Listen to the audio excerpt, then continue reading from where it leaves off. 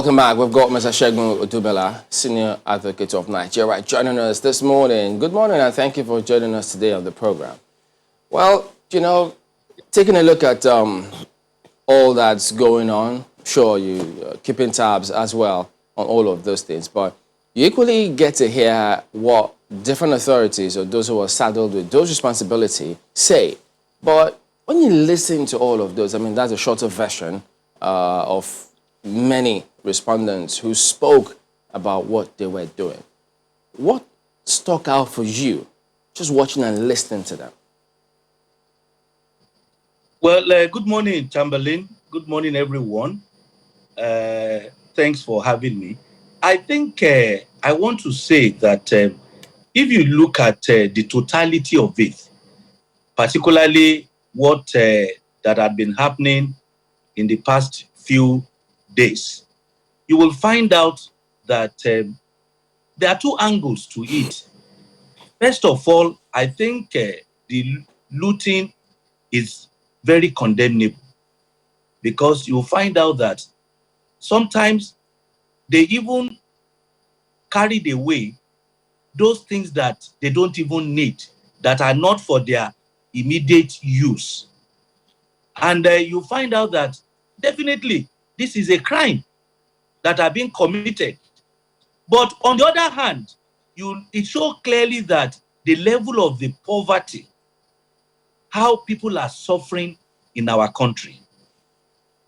So for me, when you look at it from both sides, I think it's a sign for our government to rise up that there is danger in the country. Because if you look at the level at which the people are doing it, you find out that, in fact, they don't even mind, they don't even care about even security agencies anymore, because they believe that they have been pushed to the wall. They don't have food to eat. And they find out that most of these things are kept in warehouses.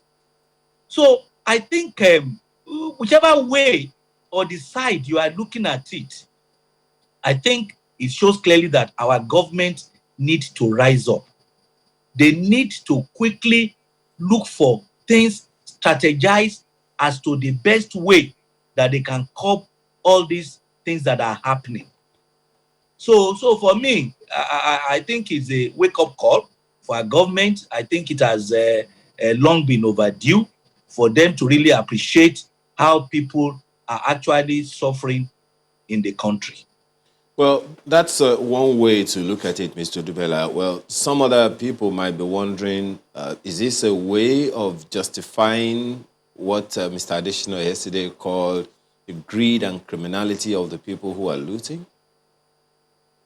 Yes, that was my first point, that for me, it's also, if you look at it from that angle, it's a crime. Because you can't just go to somebody's property, whether it belongs to government or it belongs to private, and you begin to loot. You even find out that some of those things that are being carted away are not even what you immediately need. For instance, now, was this in Kogi, that I saw that people were even carrying away building materials. What are you going to do with building materials? They don't belong to you. Or you are saying that they are also palliatives. So I think if you look at it from that angle, it's totally condemnable that people will go and start looting without even respect to other people's rights, because some of those things that were being looted they don't belong to government. They belong to individuals who have labored to have those things in place. So how do you justify that? Well, Mr. Dubela, let's also look at it from one angle. A number of people who have, been involved in this act, some of them are of the opinion that these are things that were supposed to be distributed to them. The COVID-19, COVID palliatives donated by COVID to governments at various states, and they've been stored up for quite a while. So, but then that's on the one hand. But let's look at the fact that okay, some private organizations came together to donate to government and all of that. Do you think these kinds of actions and these revelations from people who perform this act could in any way dissuade other corporate organizations from being helpful? Well, thank you, Ayo. You see, again, I think I will also look at that scenario from two angles. First of all, I think it's very wrong for the government to even keep those things in warehouses beyond reasonable time. You see, you can see that from how people have been reacting, that there is a serious poverty in our land. People hardly even find to eat one meal a day. So when you know that this is the situation, I don't think there's any need other than to immediately plan for distribution of such palliatives. I don't see a situation, since you already know that these things are being put together and are being gathered for distributions. I think the government or whosoever are involved needs to know even ahead, as those things are coming in, you're already planning for distribution, so that you don't wait till the whole thing are available before you say you are distributing. There are ways you can plan ahead. So if you look at it from that angle, the people are right to say that, look, we are suffering. People put these things together even beyond government. Then why should you keep them in the warehouse? And the purpose for which they are put together are not being realized. People are suffering. So if you look at it from that angle, you will agree with those people that they felt that, look, this is another way that they see our government. Because a lot of them say our government are that they are very selfish. They don't care about their welfare.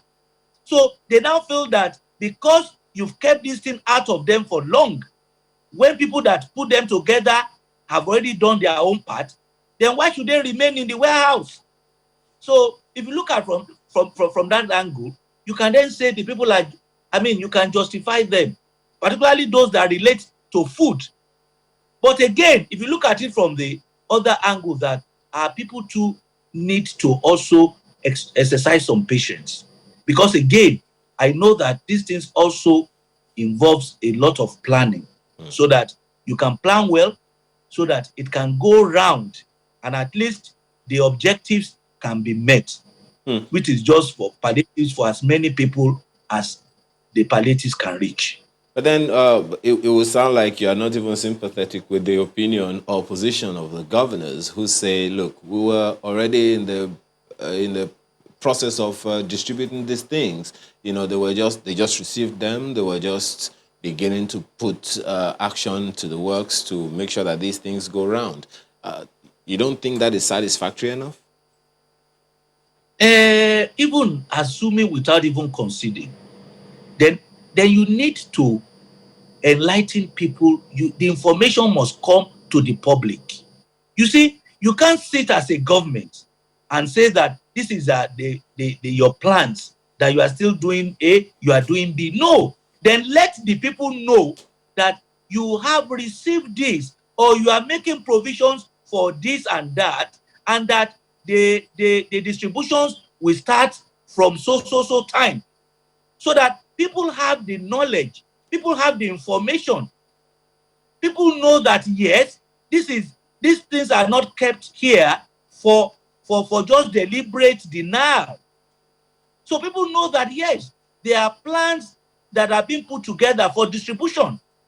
But if people don't have the information, they can just assume that, well, maybe government are not ready to distribute this, or that they even want to share among themselves.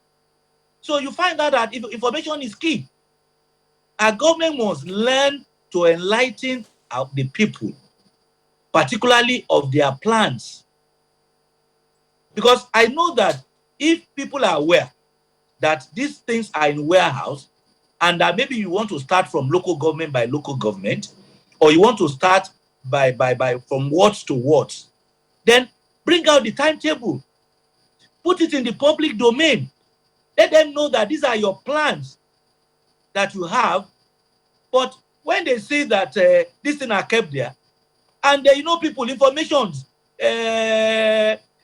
run fast. So for me, I'm sure some people are the one that have provided information to the people and say, look, the food, these kind of things are here in this White House. And of course, if they don't have a prior information that yes, government has informed us that this and that are there, but that distributions will take place or from so time, then people, patients are run out. Is there any indication to you that, we take the world poverty clock, Nigeria's position on that world poverty clock in terms of over 100 million people, 105 million people. Look at that right there. Does it appear to you that we actually take those data published by different global bodies seriously? Well, I think whether we take it seriously or not, even among ourselves, Chamberlain, we should know that over half, if not almost 3/4 of Nigerians are really suffering. You don't need to even say you are waiting for data. Even the experience in the last few days show clearly in all parts of Nigeria. Look at the rate. What is happening in Lagos is what exactly is happening in Ogun, is what is happening in Abuja, is what is happening in everywhere, whether north, east, south, and west. So it shows clearly that the rate of poverty in our country is very high, is very alarming. And that is why I believe that the government should always look for ways to actually alleviate and look for ways to reduce this level of poverty. It's very key. And what had happened is a sign that our government needs to really take this very serious and let people know your... Yeah, I was going to ask you, do you see or think that, having said that they need to take it seriously, are they really internalizing some of these things, saying, looking at all of these images that we've seen here, it's time to go back and have perhaps a fresh think, re-strategize in terms of all that we say we've been doing, whether or not they are making or achieving the necessary impact? Because if that happens again, who knows? I think that is what we need to do. I know governments have tried or are trying, because I can see that there are quite some numbers of plans that they have been applying, they have been putting in place. But Chamberlain, for me, it shows clearly that we need to go back to the drawing board. Because for me, it shows that all these plans that we have been talking about or we have been doing are not reaching the people, or they are not reaching enough populace. You can have all these SMS, all these plans to giving people's trading money and all that kind of things. But we need to ensure that we even put things in place to even get the information, feedback from the people. But looking at the events in the past few days, I think that our government needs to go back to the drawing board. It shows that these plans that they have put in place, that they have been running over the years, are not actually reaching enough people. Because if the population of those who are in that poverty level are high, then that means that your plan should be the one that will surely go to quite a number of people. Not that you will say that, for instance, I will say that maybe there are about 140 million Nigerians who is in that category. And all the things that we've been doing all this time, will only reach about 5 million, then that means there's a problem. Well, That Mr. means Dubella, all the perhaps, yeah, pardon me, perhaps one of the challenges we have had over the years is that of continuity of certain good policies or not. Let's go down memory lane for a bit. I remember that in the government of General Obasanjo in the 70s, I think around 77, 78, he came up with what they call Operation Feed the Nation. It was an agricultural program. Now, that evolved, if we can use that term, into Green Revolution when the Second Republic began. When that government was terminated in 1983, that program ended. When in 1985, another government came on, they came on with something completely different, the Free and Better Life program. And when that government ended in 1993 or thereabout, that program also ended. It was only when Chief Obasanjo came back as president again that another attempt was made to revamp the agricultural sector, and even that has been kind of topsy-turvy. Now, we have had a problem of sustaining one policy beyond certain regimes, certain governments over time. Do you think that's a problem of continuity of well-intentioned, public-spirited policies?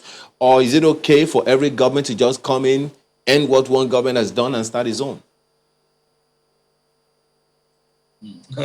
Ayo, it can't be okay. That's exactly what the government needs to do. You see, I think that once a policy that we are seeing that are actually working and helping our people, I think there's a need for the National Assembly to ensure that that policy is put in a place that there are laws that will support that policy, so that a new government, whether same party or a different party, does not need to come and then put that aside and begin his own policy. That is a major problem that we are facing. And then, if you look at Lagos State as an example, you will find out that that is one of the things that is taking place. That is one of the things that is even bringing development in Lagos. Because if you look at it, even though it's the same party, you still have the issues that this is a policy of the last administrations, and this is the one before the. It cannot. We cannot move ahead like that. If there is a need, we should make laws that will make that government to continue with that policy. Once we all agree that this is a policy that is helping and bringing development in the state or in the country, then there could be continuity. Yeah, we put up a poll some time ago when Nigeria was 60, asking Nigerians to tell us, what they want to see, how would they like things to turn out. And many voted at the time that they would like to see the clause referendum included in our constitution. They voted overwhelmingly for that. And so it does appear, that's it on the screen at the moment. So you have been close to government, in fact, in government. Give us a benefit of hindsight. What happens? Because many have this impression that when people get in government, they kind of get disconnected from the people in terms of what the people really want and whether or not the information of what they want gets to the authorities, because sometimes it appears as though their policies or their actions are cross purposes with what the people really want. What happens in that regard? Do you even see them taking up this clause or this that the people voted for to take it up and do something about it? Well, I thank you, Chamberlain. You see, let's even take it from the state level experience that I have. I think the first problem we have is with our members of the House of Assembly, the representatives of the people. I think first of all, our House of Assembly members need to go back home regularly They must have town hall meetings regularly. They must know what the people want. It is only when you know what your people want, then that you can go back to the state and ensure that those things they want are put in place. But because our people don't even go home, the so-called representatives, they don't go back to their constituencies to listen to what people want in the areas of interest, what will bring development, what will give people confidence in government, what will make sure that people participate in government. So I think that is the first thing to do. We must go back to our people. We must listen to our people. You know, it is easy to say that we are representative of the people. Are you listening to those people?